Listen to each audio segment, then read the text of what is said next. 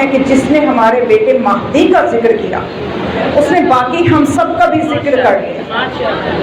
اور ویسے بھی حق بنتا ہے کہ ہم مجموعی طور پہ تو آل محمد کی معرفت کے لیے اب تک گفتگو کرتے آئے ہیں، خاص طور پہ ایک دن ذرا اپنے زمانے کے امام کے لیے بھی کچھ دلائل اپنے آپ کو ہم کچھ دلائل سے منور کریں اپنے قلوب کو۔ تو امام کا بنیادی کام کیا ہوگا؟ ایک تو یہ نا کہ زمین کو عدل و انصاف سے بھر دیں گے، سب نے یہ حدیث سنی۔ اور ایک مولا کائنات نے بھی نہج البلاغہ میں بتایا کہ امام جب ظہور فرمائیں گے تو کیا کریں گے؟ یعطف الہوا علی الہدی اذا عطف الہدی علی الہوا، کہ امام جب ظہور فرمائیں گے تو وہ خواہشات کو ہدایت کے تابع کریں گے، جبکہ ہدایت خواہشات کے تابع ہوئی ہوگی۔ جو ہدایت ہے، جو شریعت ہے، وہ خواہشات کے تابع ہو چکی ہوگی۔ امام آ کر ان خواہشات کو شریعت کے تابع کریں گے۔ یہ ایک جملہ، اس پہ غور کرنے کی ضرورت ہے۔ میں مثال سے بچیوں کے لیے واضح کر دوں کہ یعنی دیکھیے ایک مثال ہے، جیسا کہ آج جب بھی کوئی مشکل ہوتی ہے تو انسان کی خواہش ہوتی ہے کسی آسان راستے کی، تو مجھے تو زیادہ محنت نہ کرنا پڑے اور میری مشکل بھی آسان ہو جائے، یہ خواہش ہے۔ اب اس کو بجائے اس کے کہ ہدایت کے تابع کریں، ایک دیندار جو ہوتا ہے نا سطحی سوچ کا مومن، وہ کہتا ہے کہ کسی طرح ایسا راستہ نکل آئے کہ میں دینداری بھی میری رہے اور مجھے محنت بھی نہ کرنا پڑے۔ وہ پھر کیا کرتا ہے؟ وہ ہدایت کو خواہش کے تابع لے آتا ہے۔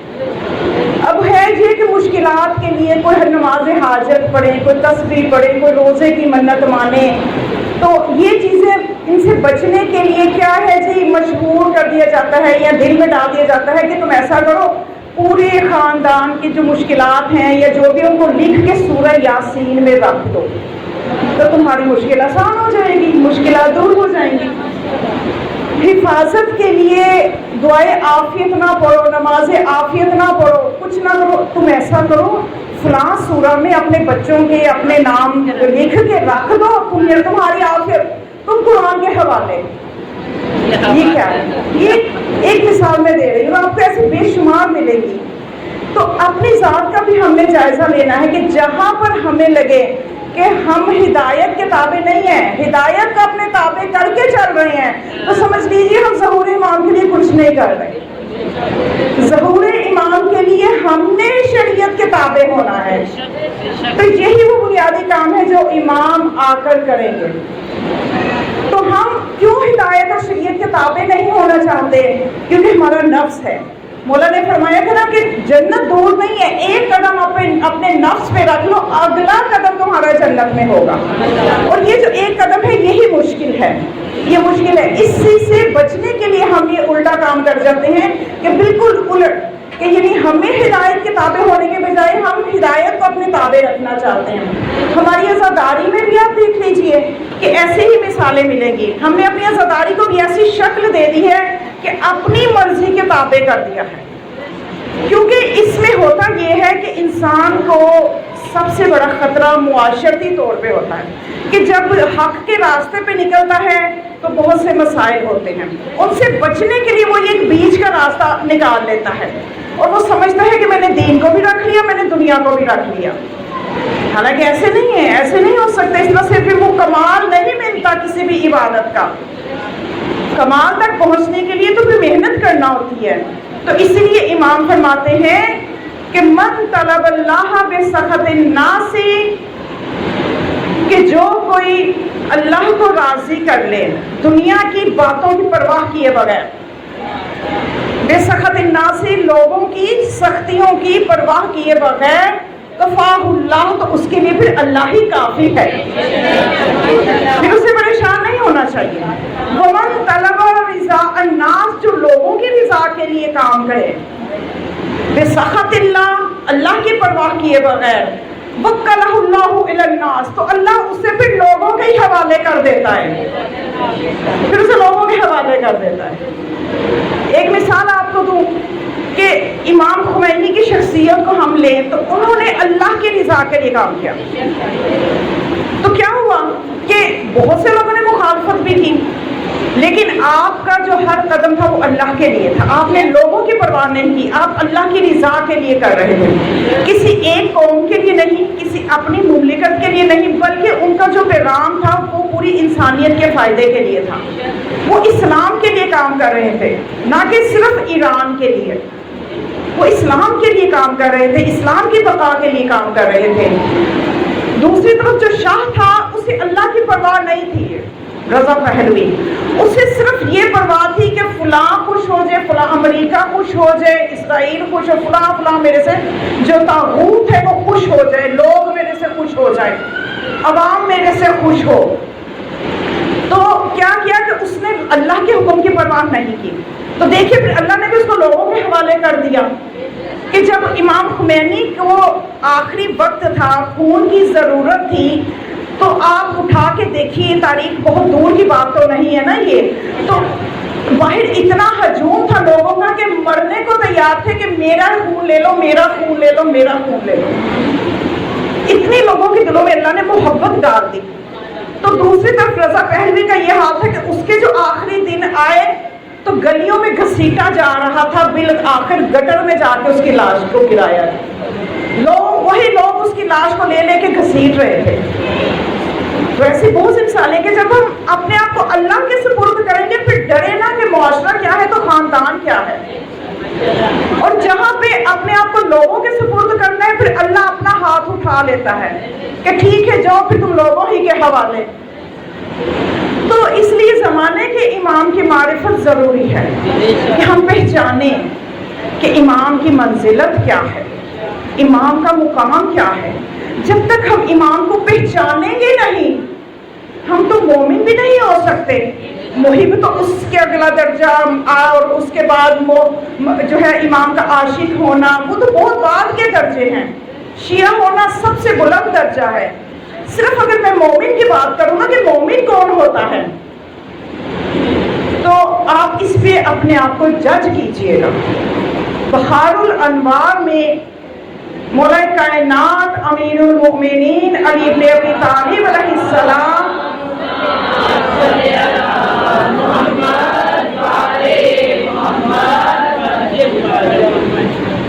مولا کی خدمت میں جناب سلمان اور ابو ذر موجود تھے.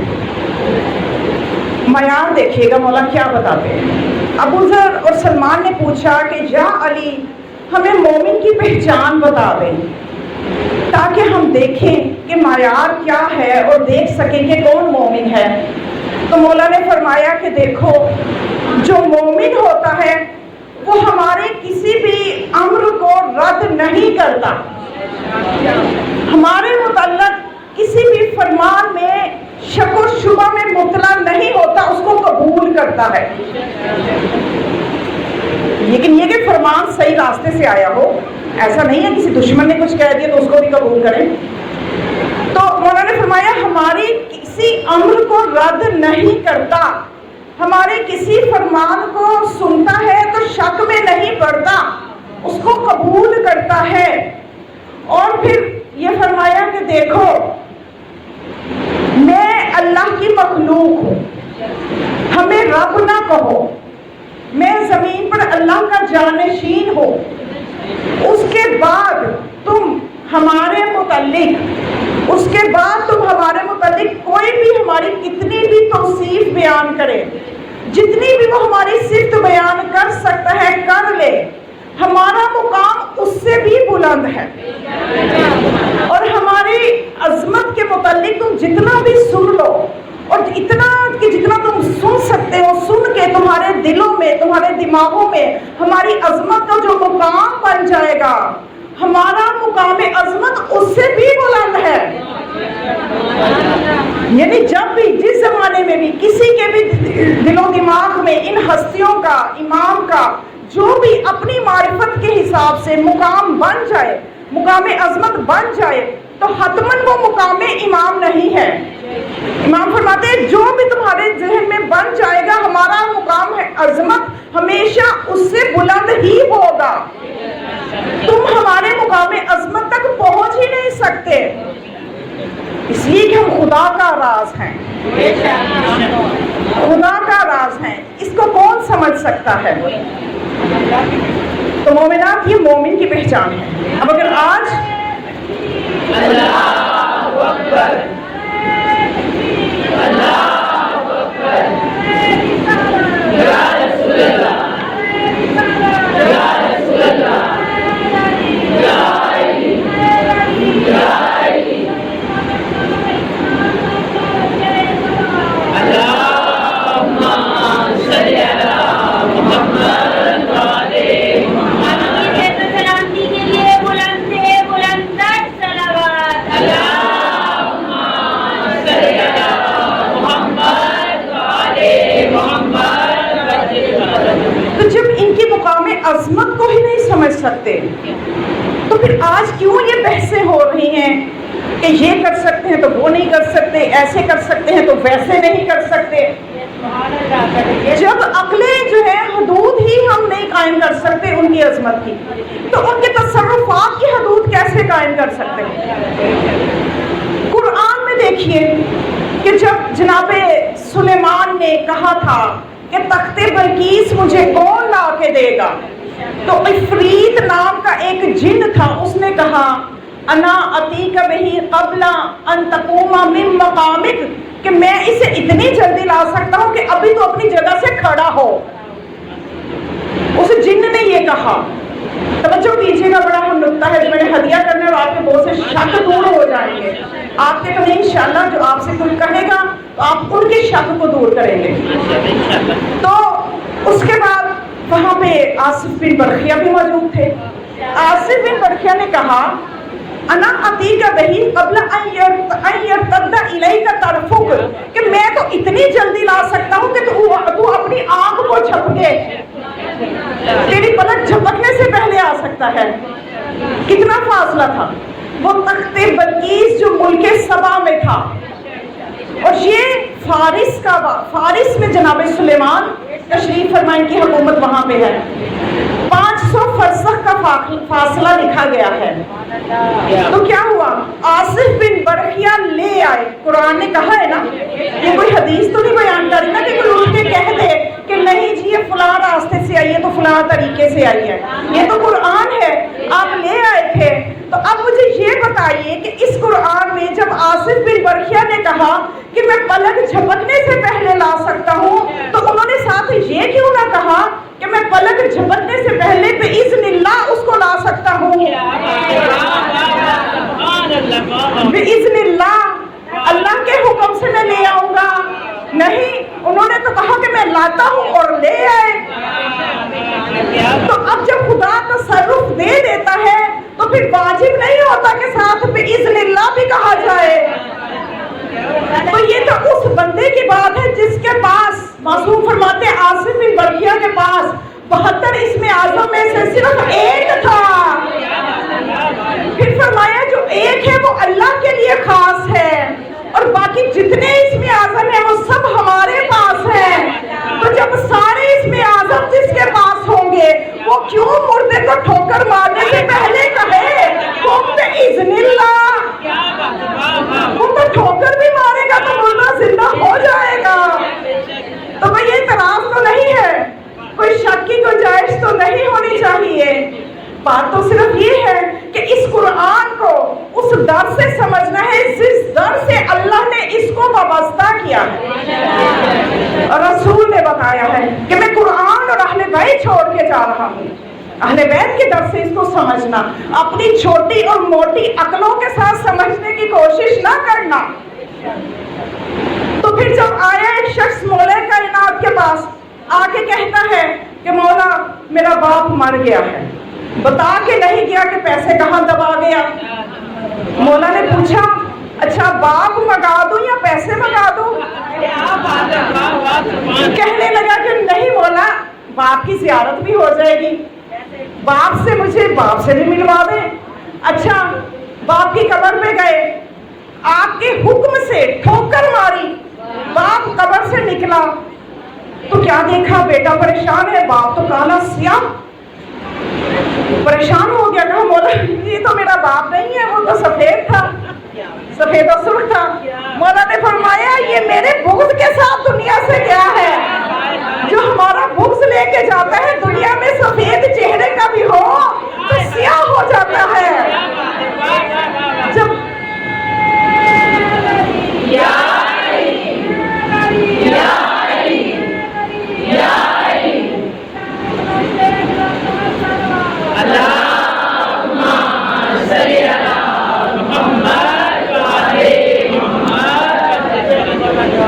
اب پوچھا پیسوں کا, ابا سے پوچھا پیسے بتا دیجیے آپ کہاں دبا گئے. اب وہ اس قسم کی زبان بول رہا تھا کہ اس کو سمجھ نہ آ سکی, تو کہنے لگا مولا مجھے تو بات سمجھ میں نہیں آ رہی. فرمایا کہ جو ہمارے بغض میں اس دنیا سے جاتا ہے اس کی زبان کا یہ حال ہو جاتا ہے, اور جب ہمارا چاہنے والا دنیا سے جاتا ہے اگر وہ دنیا میں سیاہ فام بھی ہوگا تو روشن چہرے والا ہو جاتا ہے, اور اس کی زبان دنیا میں کوئی بھی نہیں ہو وہ عربی کو بولنا شروع ہو جاتا ہے اور سمجھنا شروع ہو جاتا ہے. یہ مقام ہے اس محبت کا جو آل محمد سے کی جائے, اور یہ وہ مقام و مرتبہ ہے جو آخرت میں ملتا ہے. تو ان کے فضائل میں شک کرنے والا مومن ہی نہیں ہو سکتا. ان کو سمجھنے کی کوشش کرنی چاہیے دنیا کو. لیکن دیکھیے سب سے بڑا امتحان جو ہے وہ ذات علی ہی بنی سب کے لیے. ولایت بہت بڑا امتحان ہے. جب انسان کلمہ توحید کی گواہی دیتا ہے تو امتحانات شروع ہو جاتے ہیں. جب نبوت کی گواہی دیتا ہے تو امتحانات بڑھ جاتے ہیں. مولا کہتے ہیں جب ہماری ولایت کی گواہی دیتے ہو تو مشکلوں کے لیے تیار ہو جاؤ. تم نے مزید مشکلوں کو دعوت دے دی ہماری ولایت کی گواہی دے کے, کیونکہ امتحان سخت ہو جاتا ہے. تو تاریخ میں یہی ہوا کہ سب سے زیادہ زور اس بات پہ لگایا گیا کہ یہ جو شخصیت علی ہے اس کی حیثیت کو کم کیا جائے. ہر حاکم نے بنی امیہ کے اور بنی عباس کے ہر حاکم نے یہی کوشش کی, اور سب کی کوششیں جو تھی صرف ذات علی پہ تھی. باقی ائمہ بھی ہیں, ذات رسول بھی ہے, لیکن آپ نے اب تک سنتے آئے ہیں مجالس, یقیناً کتب کا مطالعہ بھی کرتی ہوں گی اور دیکھا ہوگا یہ بات تو بالکل عام ہے, یعنی اظہر من الشمس ہے کہ سب سے زیادہ حملے ذات علی پہ آج بھی ہو رہے ہیں. اس کی وجہ کیا ہے؟ ایک طرف ذات علی پہ حملے سب سے زیادہ, دوسری طرف قرآن میں سب سے زیادہ جو شان میں آئے تھے وہ علی کی شان میں, حدیثیں جتنی زیادہ علی کی شان میں اتنی کسی اور کی شان میں نہیں. اس کی کیا وجہ؟ تو بس ایک چیز کو آپ سمجھ لیجئے کہ ذات علی وہ ذات ہے جس کا مقام عظمت یہ ہے کہ اگر کوئی علی کو سمجھے گا تو رسول کو سمجھے گا. اس لیے کہ مولا نے فرمایا انا عبد عبید رسول, میں تو رسول کے غلاموں میں سے غلام ہوں. غلام سمجھ میں آئے گا تو آقا کی سمجھ آئے گی.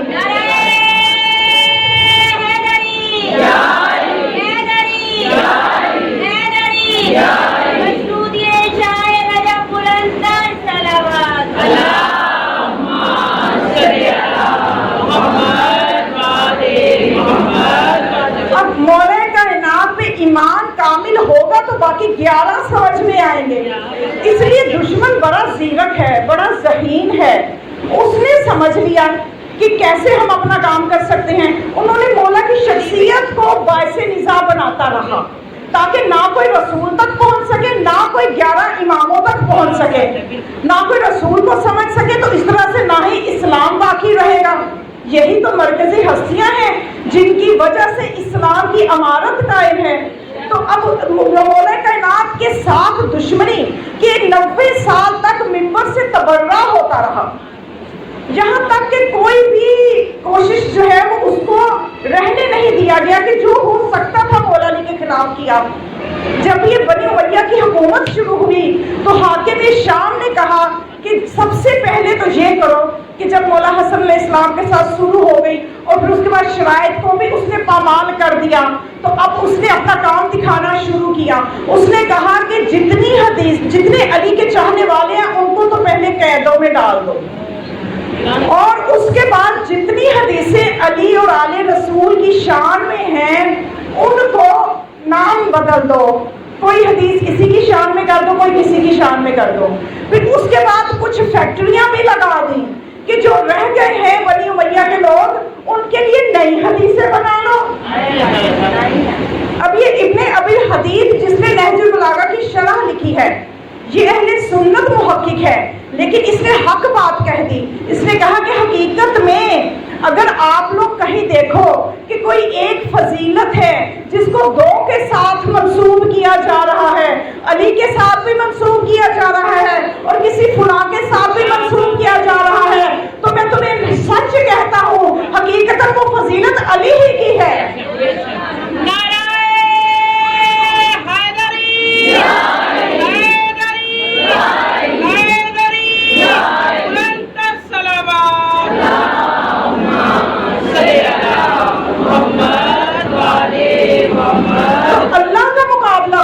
سکتا ہے. اللہ علی کو بلند کرنا چاہتا ہے، دنیا والے کم کرنا چاہتے ہیں، تو اللہ کا مقابلہ تو نہ فرعون کر سکا نہ نمرود کر سکا. کسی زمانے کا فرعون ٹھہر نہیں سکا اللہ کے آگے، کوئی طاقت ٹھہر نہیں سکتی. تو یہ کیسے جس کو اللہ بلند کرنا چاہے یہ کم کیسے کر سکتے ہیں؟ اللہ نے کیا تدبیر کی؟ خدا فرماتے ہیں مکروا ومکر اللہ واللہ خیر الماکرین. وہ بھی مکر کرتے ہیں، اللہ بھی تدبیر کرتا ہے، اللہ بہترین تدبیر کرنے والا ہے. اللہ نے تدبیر یہ کی کہ اللہ نے قرآن میں علی کی شان میں اتنی آیتیں نازل کر دی کہ یہ لوگ بیچارے گنتے رہ گئے. کوئی کہتا ہے 300 آیتیں، کوئی کہتا ہے 360 آیتیں. گنتے رہو گنتے رہو. اور اللہ نے اپنے نبی کی زبان سے ایسے ایسے فضائل جاری کروا دیے کہ جو علی پہ ایمان نہیں بھی لائے گا لیکن علی کے فضائل کو بیان ضرور کرے گا. کیوں کرے گا؟ ایک اہل سنت تھا، علی کے فضائل پہ کتاب لکھ رہا تھا. دوسرے نے پوچھا بھائی کیوں لکھ رہے ہو؟ کہتے ہیں اس لیے نہیں لکھ رہا کہ میں شیعہ ہو گیا ہوں، اس لیے کہ رسول کی مسند حدیث میں نے پڑھی ہے جو علی کی شان میں ایک فضیلت لکھے گا، جب تک وہ فضیلت موجود رہے گی اس کے نام اعمال میں نیکیاں لکھی جاتی رہیں گی. اور پھر جو کوئی علی کے فضائل کو بیان کرے گا اس کی زبان کے گناہ ختم ہوں گے، اور جو کوئی علی کے فضائل کی کتابت پہ نظر کرے گا نظروں کے گناہ ختم ہوں گے. اپنی مجالس کو علی کے ذکر سے زینت دو. لوگوں نے زینت دینا شروع کی اور کس طرح سے لوگوں کو رغبت دلائی کہ علی کے فضائل کی عظمت کیا ہے، علی کے فضائل بیان کرنے کا کتنا اجر و ثواب ہے. تو اس طرح سے بولا کہ فضائل کو اتنا پھیلا دیا کہ آج دیکھیے خدا کی جیت ہے کہ اتنی کوششوں کے باوجود علی کی فتح یہ ہے کہ مشرق اور مغرب علی کے فضائل کے نعروں سے گونج رہی ہے.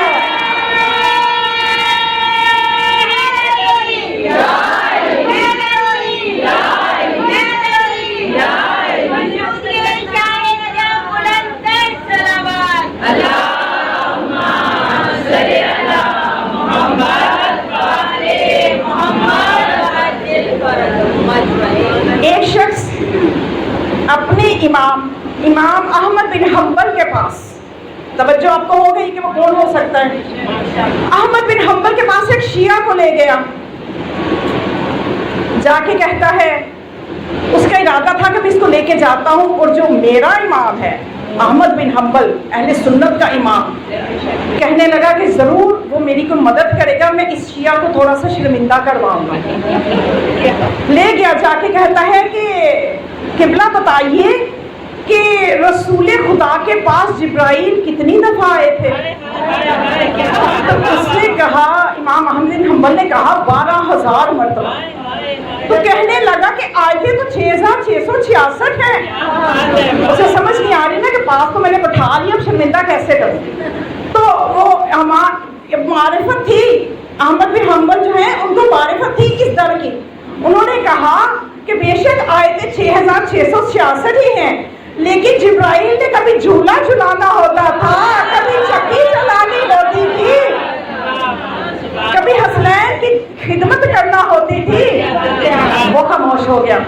اس نے اگلا سوال پھر کیا کہ شاید میرا کام بن جائے. کہنے لگا اچھا علی کے پاس جبرائیل کتنی مرتبہ آئے؟ اس نے سوچا کہ علی پہ کون سے وحی ہوتی تھی، اور وہ کہہ دیں گے کہ نہیں علی کے پاس کیوں آنا تھا؟ تو احمد بن حنبل نے کہا کہ علی کے پاس 24,000 مرتبہ جبرائیل آئے۔ تو اس نے کہا کیوں؟ کہنے لگے اس لیے کہ جب بھی داخل ہوا جاتا ہے دروازے سے ہوا جاتا ہے، نکلا جاتا ہے دروازے سے نکلا جاتا ہے۔ تو علی ہے باب مدینہ العلم، علی ہے باب اللہ، علی ہے اللہ کا بڑا دروازہ، علی ہے رسول کا دروازہ۔ اگر اللہ کے دروازے پہ جاؤ گے علی ملے گا، رسول کے دروازے پہ جاؤ گے علی ملے گا، جہاں جاؤ گے علی ملے گا۔ اور اگر تمہیں علی کے پاس نہیں جانا تو جہنم میں چلے جاؤ، وہاں علی نہیں ہے۔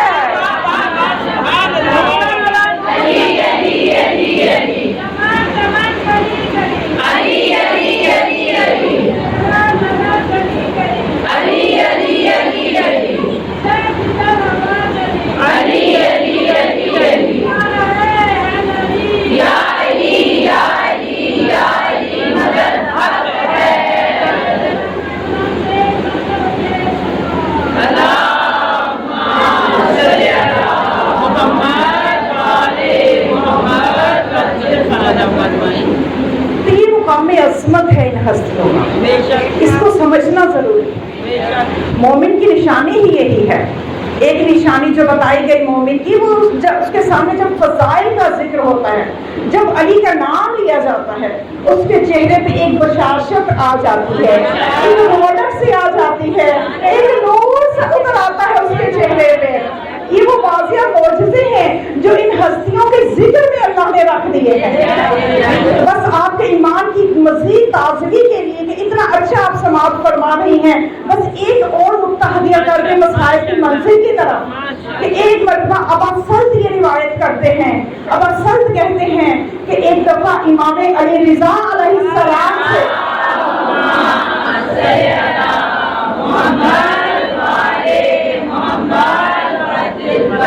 پوچھا کہ مولا اس روایت کو جو لوگ بیان کرتے ہیں اس کا کیا مطلب ہے؟ ماں رواہ کہ من قال لا الہ الا اللہ فثوابہ کثواب من زیارت وجہ اللہ، کہ جس نے لا الہ الا اللہ کہا تو ایسے ہے کہ اس نے اللہ کے چہرے کی زیارت کی۔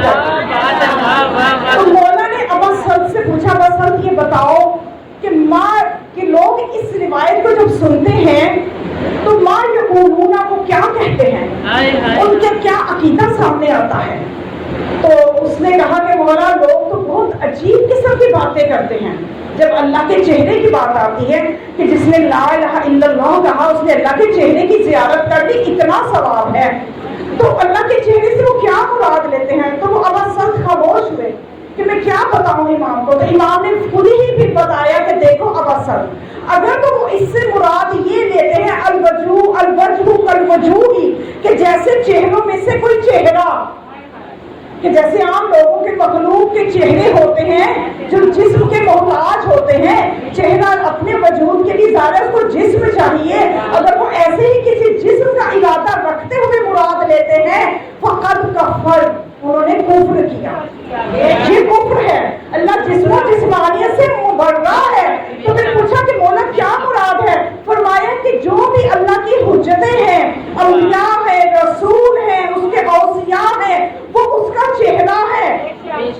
نحن وجہ اللہ، ہم اللہ کا چہرہ ہے۔ چہرہ یعنی چہرہ انسان کی پہچان ہوتا ہے۔ اب اللہ کی صفات کا جو مظہر ہوگا وہی اللہ کی پہچان ہوگی۔ اس لیے ہم دعاؤں میں کہتے ہیں این وجہ الذی الیہ توجہ الاولیاء، کہاں ہے وہ خدا کے چہرے جن کی طرف اولیاء متوجہ ہوتے ہیں۔ اس سے مراد آل محمد ہیں، اس سے مراد وجہ اللہ سے مراد ہم آل محمد ہیں، ہم آل محمد اللہ کا چہرہ ہے۔ مراد کیا ہے کہ ہم اللہ کی صفات کا مظہر ہیں۔ جتنا ہماری معرفت پیدا کرو گے اتنا ہی اللہ کی معرفت پیدا ہوتی جائے۔ تو یہ بالکل عین توحید ہے۔ جن کو زیادہ خبط ہوتا ہے نا اس بات کا، شرک کا، یہ جو زیادہ موحد بننے کا شوق رکھتے ہیں، وہ کہتے ہیں کہ پتہ نہیں ہم نے بیت اللہ چلے گئے، ہم نے بس بیت اللہ ہی کی زیارتیں کی تو بڑے توحیدی بن گئے۔ انہیں یہ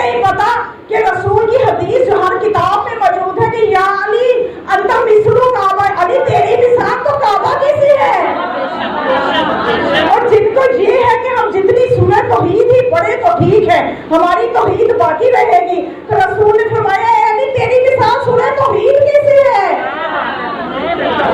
لا الہ الا اللہ کہو گے تو اتنی ثواب آپ کو ملے گا کہ جتنا کہ اللہ کے چہرے کی زیارت، تو یہ اللہ کا وجہ ہے، تو ان سے بچ کے کہاں جاؤ گے؟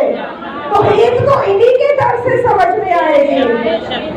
تو بس یہی وہ مقام معرفت ہے جس پر کسی مومن کو ہونا چاہیے، یہی وہ مقام عظمت ہے کہ جو ہم بنا سکے ہیں اپنے علم سے، اور اس میں مزید ابھی ضرورت ہے کمال تک پہنچنے کی۔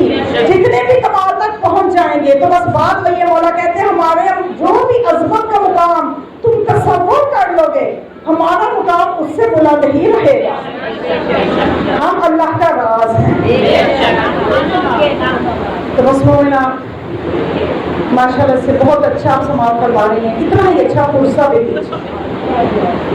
آج جتنی بڑی شہادت کا پرسہ دینا ہے، اکثر علماء سے میں نے یہ سنا، وہ یہ مسائل پڑھ نہیں پاتے، وہ کہتے ہیں کہ ہم حق ادا نہیں کر سکتے،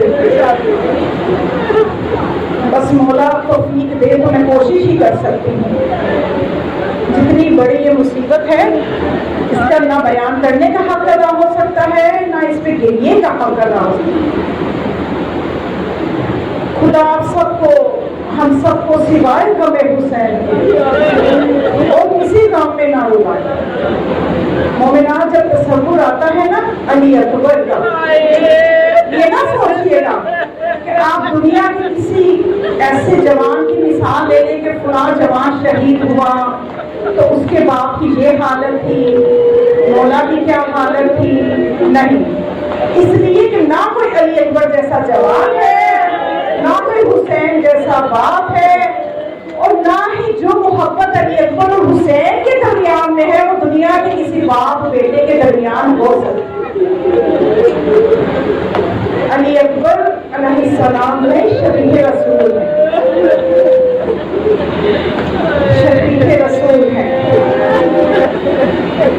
مومنات، جناب علی اکبر کی ذات میں اتنی کشش تھی، علی اکبر اتنے پرکشش تھے، اور ان کا اخلاق اور خلق دونوں طرح سے یہ رسول کی طرح اتنی زیادہ شباہت رکھتے تھے کہ ایک واقعہ میں آپ کے سامنے بیان کرتی ہوں کہ ایک عیسائی تھا جو بعد از رسول ایمان لے کے آیا، مدینے آیا، اس نے کلمہ پڑھا، اور مولا حسین کے آگے آ کے کہتا ہے کہ مولا میں نے کلمہ تو پڑھ دیا، لیکن جس نبی کا کلمہ پڑھا ہے کاش کہ میں اس کی زیارت بھی کرتا، کاش میں اس زمانے میں ہوتا، میں اس وقت کلمہ رسول کی زندگی میں پڑھتا تو ان کی زیارت بھی ہو جاتی۔ جب اس کی حسرت کو میرے مولا نے دیکھا، گھر تشریف لے گئے، علی اکبر کو لے آئے اور فرمانے لگے اے شخص دیکھ، اگر تمہیں رسول کی زیارت کا شوق رکھتا ہے میرے اس بیٹے کی زیارت کر لے۔ یہ علی اکبر وہ ہے کہ جس کو مارنا ہی حسین نے اس لیے تھا کہ رسول کے ساتھ جو عشق تھا، اپنے نانا کے ساتھ جو عشق تھا، اور تمام اہل حرم علی اکبر کی زیارت باقاعدہ اس لیے کیا کرتے تھے کہ سب رسول کے عاشق تھے۔ جناب علی اکبر کی منزلت کو بیان کرنے کے لیے بس ایک نقطہ میں ہدیہ کرنا چاہتی ہوں، قبل اس کے کہ باقاعدہ مسائل بیان کروں، باقاعدہ شہادت بیان کرنا ناممکن ہے۔ مولا جب ابراہیم کو خواب آئی تھی کہ اسماعیل کو ذبح کر دو، قرآن میں الفاظ موجود ہیں، علامہ علی نقی نقم جو ہیں وہ یہ بیان کرتے ہیں کہ اگر ابراہیم اسماعیل کو نہ بتاتے کہ مجھے یہ خواب آئی ہے تو پتہ نہ چلتا کہ اسماعیل ایمان کے کس درجے میں ہے۔ اگر اسماعیل کو لے جا کے بس باپ زبردستی ذبح کر دیتا تو اسماعیل کا مقام کسی کو پتہ نہ چلتا، لیکن اسماعیل کا مقام بلند ہوا کہ جب باپ نے کہا کہ بیٹا میں تجھے ذبح کر رہا ہوں تو بیٹے کا جواب یہ ملا کہ اس قلت عمر، اے بابا آپ کو جو حکم ملا ہے آپ کریں، آپ مجھے صابرین میں پائیں گے۔ تو سب کو مرتبہ پتا چلا نا اسماعیل کا۔ اب یہ جو کربلا کا خلیل ہے حسین، جب ہم واقعات میں نظر کرتے ہیں تو یہ نظر آتا ہے کہ جیسے اکبر ہمیشہ اپنے بابا کے ساتھ ہی رہے ہیں، کیونکہ اس واقعے سے اندازہ کیجئے کہ دوران سفر جب ایک مرتبہ عالم خواب میں آقا حسین نے خواب میں یہ آواز سنی کہ یہ جو قافلہ جا رہا ہے یہ موت کی طرف جا رہا ہے، سب مرنے کی طرف جا رہے ہیں، تو میرے مولا انا للہ و انا الیہ راجعون کرتے ہوئے بیدار ہوئے۔ تو یقیناً علی اکبر پاس ہی تھے، قریب تھے تو سن لیا، فوراً پوچھا بابا جان آپ نے یہ کلمہ کیوں پڑھا، آپ نے یہ کیوں کہا؟ تو فرمایا کہ بیٹا پہلے تو مجھے یہ بتا کہ تو نے یہ کلمہ سنا۔ تو علی اکبر نے پوچھا ہاں بابا میں نے سنا، آپ نے کیوں پڑھا؟ تو حسین نے فرمایا کہ میں نے اس طرح سے ایک آواز سنی ہے، یہ سب موت کی طرف سفر کر رہے ہیں، یہ سب موت کی طرف بڑھ رہے ہیں، یہ سننا تھا۔ اس کے بعد حسین نے خلیل کربلا نے کربلا کے اسماعیل سے پوچھا، اس کربلا کے اسماعیل کی طرف دیکھا کہ میری اس خواب کو سننے کے بعد علی اکبر پہ کیا اثر ہوا ہے۔ تو علی اکبر نے اپنے بابا سے ایک سوال کر دیا کہ بابا یہ بتائیے الاسنا علی الحق، کیا ہم حق پر نہیں ہیں؟ تو جب حسین نے کہا نا کہ بیٹا ہم حق پر ہیں، تو پھر علی اکبر نے اپنے دادا علی کا جملہ دہرایا کہ اگر ہم حق پر ہیں تو موت بے شک ہم پہ آ پڑے، ہم موت سے نہیں ڈریں گے۔ یہ وہ کمال ہے کربلا کے اسماعیل کا، یہ کربلا کے اسماعیل کی عظمت واضح ہو کے سامنے آ گئی کہ علی اکبر خوشی سے شہادت کی طرف جا رہے ہیں۔ یہ اس گھر کے جوانوں کی تربیت ہے۔ تو مومنات، جناب علی اکبر کی شہادت کی کچھ خصوصیات ہیں۔ مکتب کی کتابوں میں لکھا کہ 2 جنازے ایسے ہیں کہ جو زین سے زمین پہ نہیں کرتے، بہت سخت جملہ ہے لیکن بیان کرنا ضروری ہے کہ اگر حقیقت نہ بتائی جائے تو ان ظالموں کو کیسے پتا چلے کہ کربلا میں ہو کیا گیا تھا۔ ایک عباس کا جنازہ اور ایک علی اکبر کا جنازہ، یہ سیٹ سے زمین پہ نہیں آئے، یہ گھوڑے کی سیٹ سے ٹکڑے ٹکڑے ہو کے نیچے۔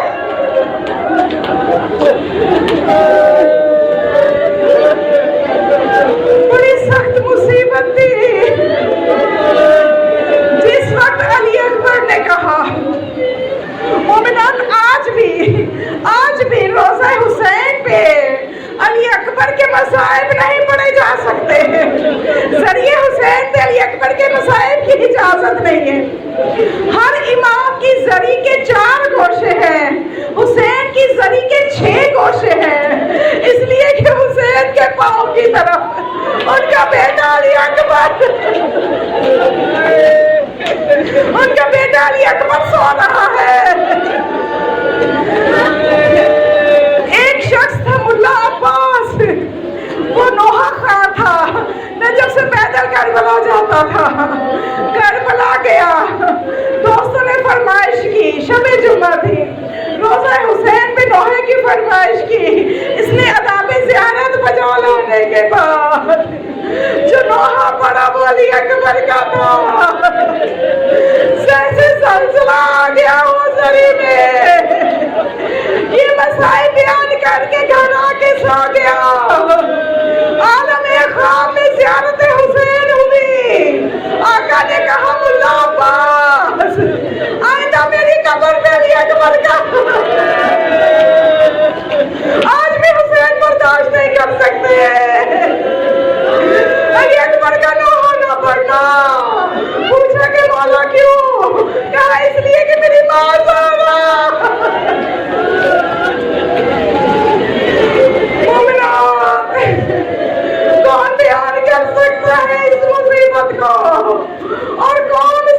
लगता है। ज़ईफ़ बाप को जवान औलाद से एक अलग किस्म की मोहब्बत और उम्मीदें वाबस्ता हो जाती है। जिनकी जवान औलादें हैं अली अकबर के सदके से खैर से अपनी जवानियों को संभाले, लेकिन उम्मे लैला की किस्मत, हुसैन की किस्मत ऐसी आजमाइश से गुजरे रोज़े आशूर, जब अली अकबर जैसे बेटे को कहना पड़ा कि हाँ बेटा जाओ, जरूर जाओ, लेकिन एक मर्तबा बीवियों से अलविदा कर लो। रिवायत के जुमले जो अली अकबर के लिए मिले किसी और के लिए नहीं मिले। जब अली अकबर खैमों में गए, अली अकबर का घेराव बीवियों ने इस तरह से किया जैसे किसी जनाजे का। और एक जुमला जो बीवियों का तारीख ने नकल किया वो किसी और शहीद के लिए नहीं, बीवियों ने कहा, क्या कहा, ए अली अकबर इरहम गुरबतना, हमारी गुरबत में रहम कर। अली अकबर हमारी गुरबत में रहम कर। जिस तरह से अली अकबर खैमों से विदा हुए,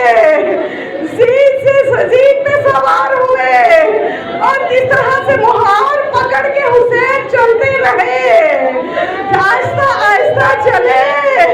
जब घोड़ा कुछ तेज हुआ तो एक जुमला कहा, अली अकबर मुड़ के देखते रहना।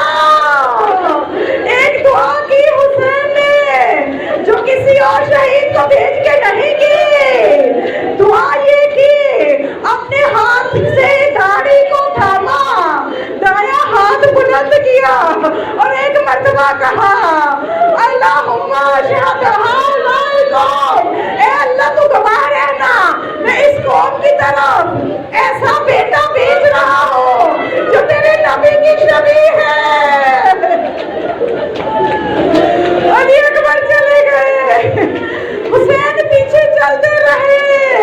तो एक मर्तबा अली अकबर ने अपनी सवारी को रोका।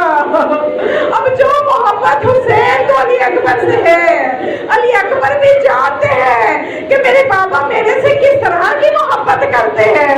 बाप में तो जो गुजर रही होगी, जरा एक लम्हे के लिए उस बेटे के लिए भी सोचो कि उसके दिल में क्या गुजरेगी जो ज़ईफ़ बाप को आलमे गुरबत में छोड़ के शहादत की तरफ जा रहा। इस बाप बेटे की मोहब्बत का अंदाजा नहीं किया जा सकता। अली अकबर ने सवारी को रोका, हुसैन पास गए, एक मर्तबा फिर गले से लगाया। अली अकबर ने कहा कि बाबा मुझे रुखसत कर चुके हैं। हुसैन ने कहा, अली अकबर अगर तुम्हें तेरा कोई मेरे जैसा बेटा तो मैं तुझसे पूछना। मैदाने जहाद में अली अकबर चले गए और किस तरह से जन्नत के जौहर दिखाए, जन्नत के ऐसे जौहर दिखाए कि वो अशकिया समझ गए ये अली का पोता है, इसकी रगों में हाशमी खून है, ये अली का पोता है। वो अपनी कमीनगी को अशकिया ने दिखाया, छुप कर गुर्ज मारा लिया।